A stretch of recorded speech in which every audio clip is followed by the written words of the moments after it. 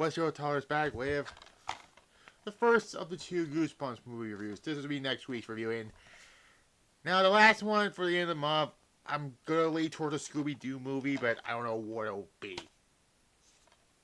But anyways, let's just talk about the first Goosebumps one. Yes, Jack Black, of course, is in this. Of course, we all know he did voice, Po, the Kung Fu Panda, which I did all the Kung Fu Pandas, and he did star in the Jumanji with The Rock, and moving on from there. But this was pretty good. Anyways, the release date here in the United States was October 16, 2015, 9 years ago. Oh, God. Anyways, never mind about that. Anyways, so yeah. Now, as you know, it will be tomorrow will be 9 years when this movie came out, but that's tomorrow, episode 48 of Showdown. Yes, it was the last one was 47, episode 47. So yeah, the Road Towards Insurgents next month, which is basically WCW's version of Survivor Series before War Games and that, but you'll still see Eric Asylum War Games in that. I might. Never mind. Anyways, let's talk about Goosebumps 1. And the next week will be the sequel. But anyways, following his father's death, teenage Zach and his mother moved from New York City to Madison,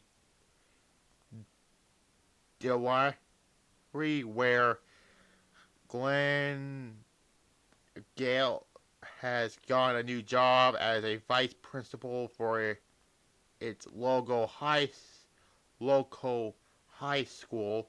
While settling in to the neighborhood, Zach meets his neighbor Hannah, who overproduced father tells him to stay away from her. Zach also befriended a cowardly but friendly student named Champ. Yeah, Champ. During his first day at school, Hannah invites Zach to an abandoned amusement park,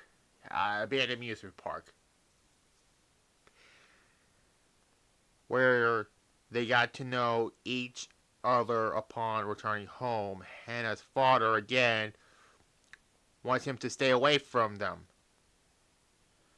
That same night, Gail has to surprise a school dance to leave Zach with his aunt, Lorraine. Fearing Hannah is in danger, Zach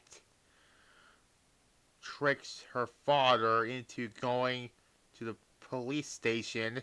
Yeah, the Popo. Yeah, I did all the Halloween movies. While he and Champ enter his house, they find a bookshelf with numerous locked manifestations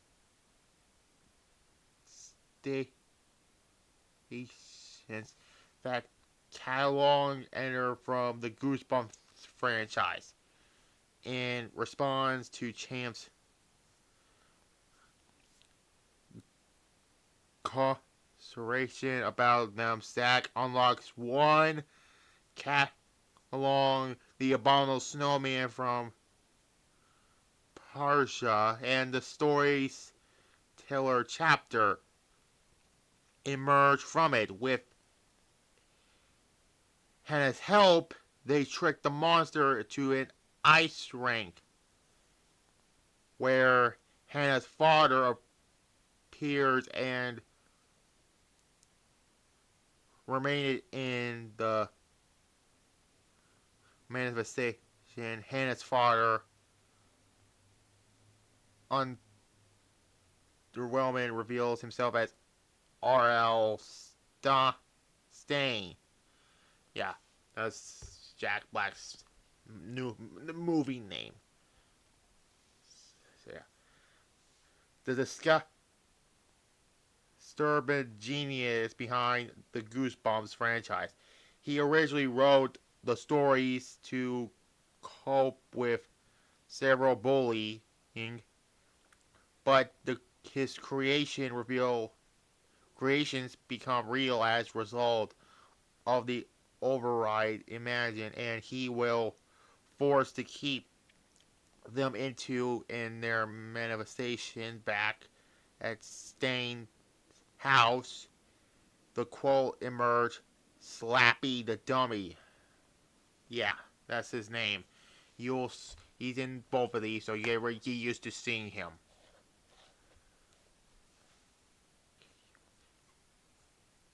From the Night of the Living Dummy series.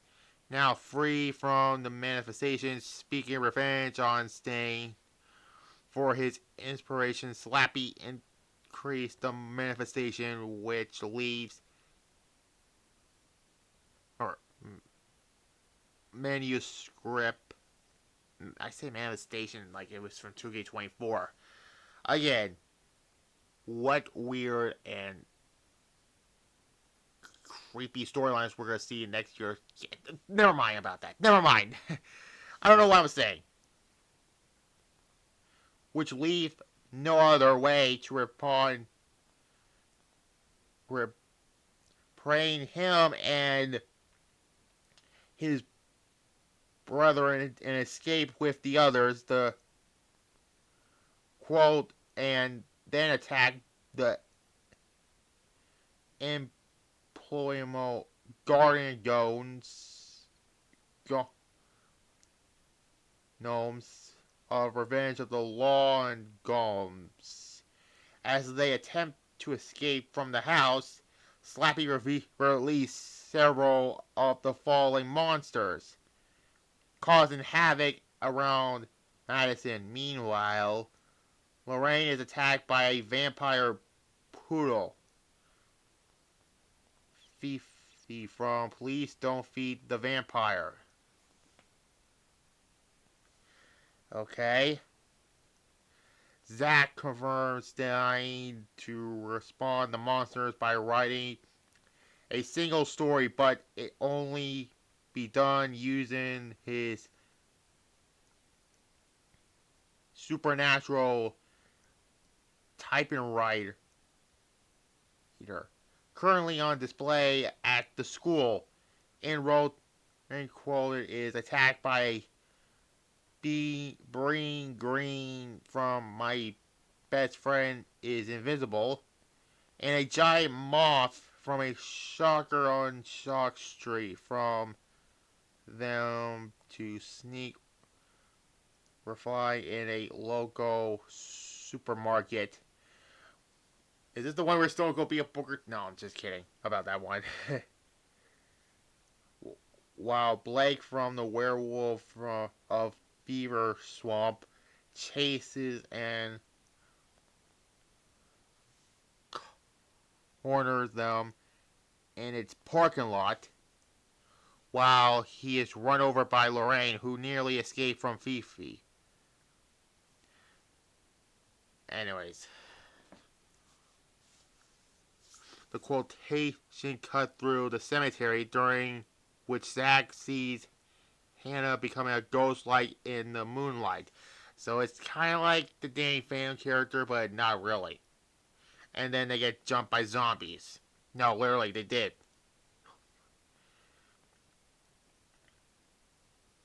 Before they were attacked by the employee creatures of Attack of the Graveyard Ghouls at the high school. They're basically zombies, but not really. Stang reveals to Zack that his daughter is Hannah Fairchild from the Ghost Next Door. Yeah. Whom his original creation to cope with his Lorraine's, although Hannah herself is obviously to it.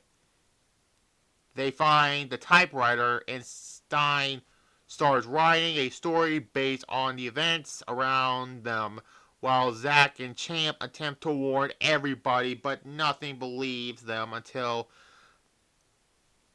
the Mayonnaise attack the building. Slappy release the rest of the monsters and combine them to attack the school to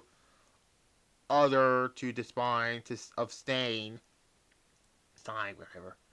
Despite the best efforts of the school staff and students' bodies of keep the monsters out, they break in none